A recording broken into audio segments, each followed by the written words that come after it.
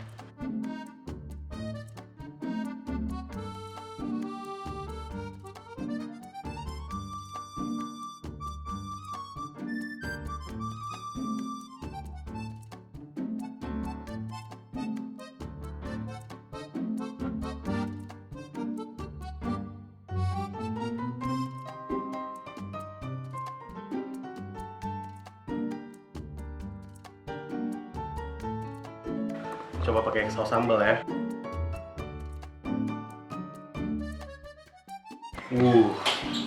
Bismillahirrahmanirrahim. Benar.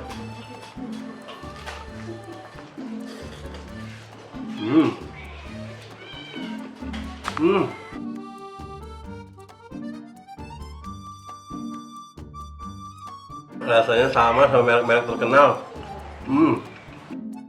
Membuat DBRAIN top habis tuh kayak. Ntar resep-resepnya ada ya di deskripsi ya. Rasanya enak banget teman-teman. Masya Allah. Mesti coba teman-teman, semua resepnya komprehensif ada di deskripsi video.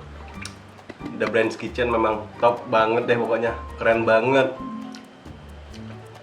Oke, bikin pizza sendiri dengan komposisi yang kita tahu dan lebih lezat, nikmat dan higienis. Sama rasanya seperti yang komersil punya. Oke, coba di rumah ya teman-teman. Oke, bye.